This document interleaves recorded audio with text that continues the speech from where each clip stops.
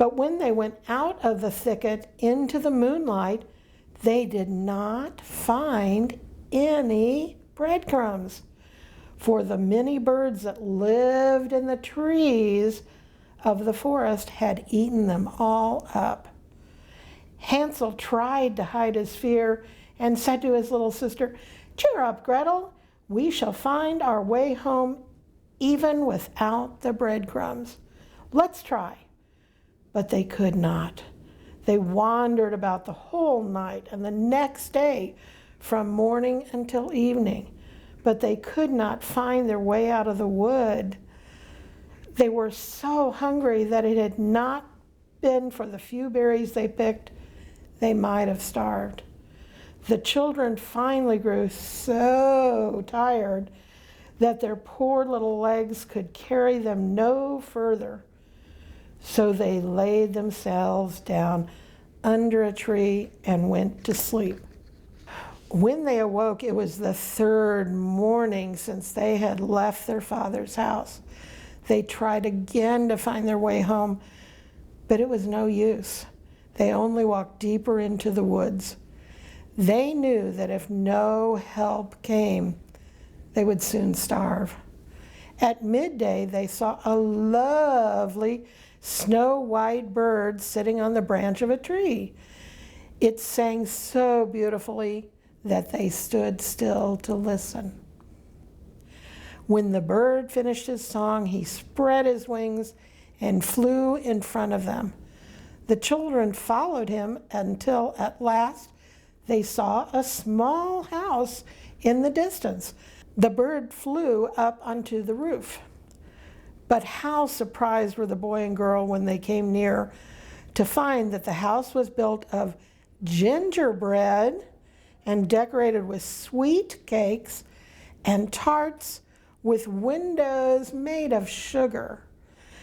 "Oh," exclaimed Hansel, "let us stop here and have a splendid feast. I will have a piece of the roof first. Gretel, you can eat some of the sugar window, which will taste so sweet and nice." Hansel stood on tiptoe and broke off a piece of the gingerbread. He ate with all his might, for he was very hungry. Gretel sat on the doorstep and began munching on a piece of the window. Suddenly a gentle voice came out of the cottage. "Nibbling, nibbling like a mouse, who is eating my little house?" The children then answered, the wind, only the wind." And they continued eating as if they were never meant to stop. Hansel, who found that the cake on the roof tasted very good, broke off another large piece. Gretel had just taken out a whole pane of sugar from the window and sat down to eat it when the door opened and a strange old woman came out. Hansel and Gretel were so frightened that they dropped the sweets they held in their hands. But the old woman shook her head at them and said, "Oh, you dear children, who has brought you here? Come in and stay with me for a while. No harm shall come to you." Offering them cakes and cookies, she led them into the house. For supper, the old woman gave them plenty to eat and drink.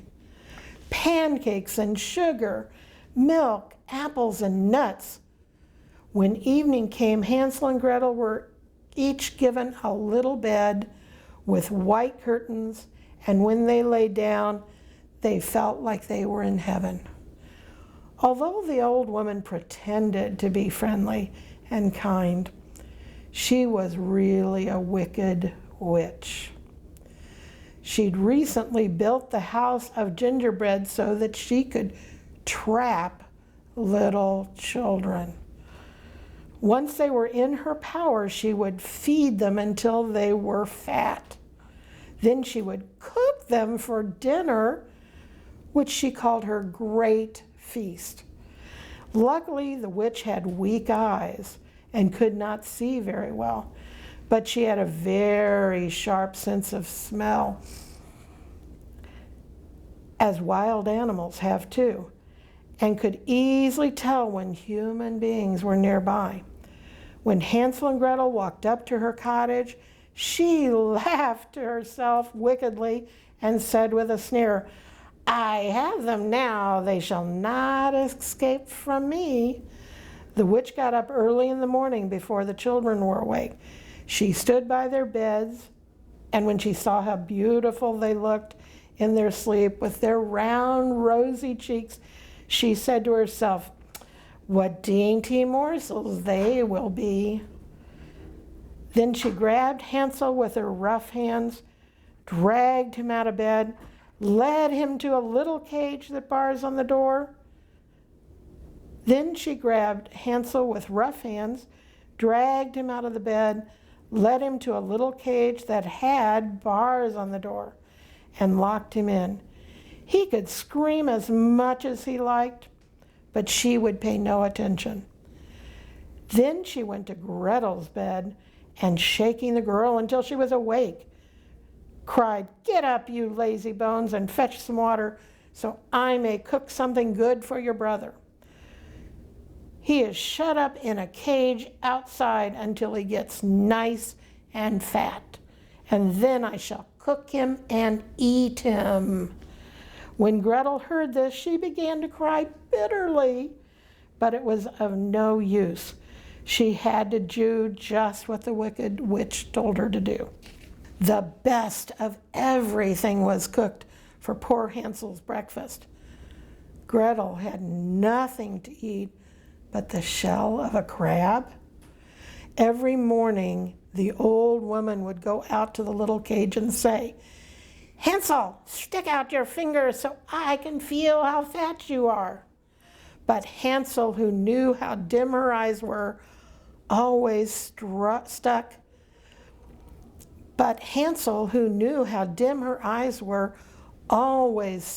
a bone through the bars of his cage, and the old witch, who could not see, thought it was a finger.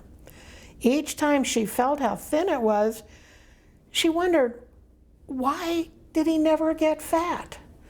As the weeks passed and Hansel seemed only to grow thinner, the witch became very impatient until she could not wait any longer. "Go, Gretel," she cried to the little girl. "Hurry and fetch some water. Hansel may be fat or lean, I don't care. Tomorrow morning I will cook him and have my feast." Oh, how the poor little sister cried as she drew the water from the well. And as the tears rolled down her cheeks, she said, "It would have been better to be eaten by wild animals or to have starved to death in the wood. Then at least we would have died together." "Stop your crying," said the old witch. "It is not of the least use. No one will come to help you." Early the next morning, Gretel was forced to fill the great pot with water and hang it over the fire to boil. When this was done, the old woman said, "We will bake some bread first. I have made the oven hot and the dough is already kneaded." Then she pulled poor little Gretel close to the oven door where the flames were burning fiercely. "Creep in there," she said, "and see if it is hot enough to bake the bread." If Gretel had obeyed her, she would have shut the poor child in and baked her for dinner instead of boiling Hansel. But Gretel guessed what the witch wanted to do and said, "I don't know how to get in through that narrow door." "Stupid goose," said the witch.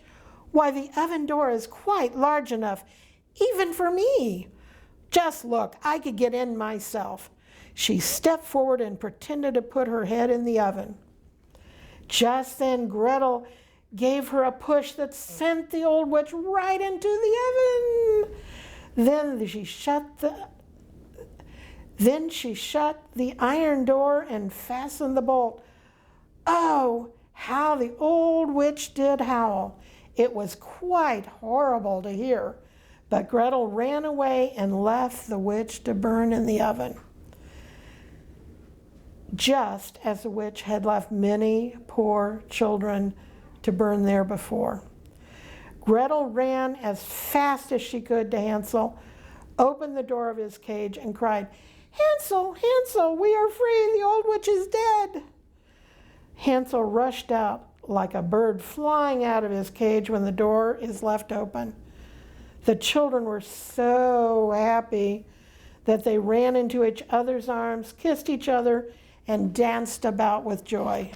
And now that there was nothing more to be afraid of, the children went back into the witch's house. And looking around, they saw an old oak chest, which they opened. It was full of pearls and precious stones.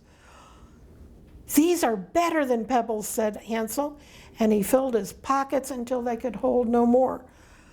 "I will carry some home too," said Gretel, and she filled her apron, which held quite as much as Hansel's pockets. "Now we must go," he said, "and get away as soon as we can from this enchanted forest." They had been walking for nearly 2 hours when they came to a large body of water.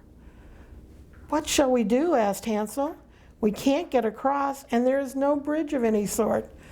"Oh, here comes a boat," cried Gretel. But she was mistaken. It was only a white duck, which came swimming across to the children. "Perhaps she will help us get across if we ask her," said Gretel, who then began to sing out, "Little duck, do help poor Hansel and Gretel. There is not a bridge nor a boat. Will you let us sail across on your white back?" The duck came nearer the bank as Gretel spoke, so close indeed that Hansel could seat himself on its back. He wanted his little sister to sit on his lap, but she said, "No, we will be too heavy for the kind duck. Let her take us across the water one at a time." The good creature did as the children wished. She carried Hansel over first and then came back for Gretel. And then how happy the children were to find themselves in a part of the wood that they remembered quite well. As they walked on, the wood grew more and more familiar until at last they caught sight of their father's house. Then they began to run, and rushing inside, they threw themselves into their father's arms. Poor man, he had no moment's peace since his wife had left his children in the woods. Now he was full of joy as finding them safe and well again. Let me start over. Poor man, he had not had a moment's peace since his wife had left the children in the forest. Now he was full of joy at finding them safe and well again. And they had nothing more to fear, for their wicked stepmother had died. But how surprised the poor woodcutter was when Gretel shook out her little apron and scattered glittering pearls and precious stones about the room. And Hansel pulled handful after handful from its pockets. From this moment, the father's sorrow was at an end, and he lived in happiness with his children for the rest of his long life.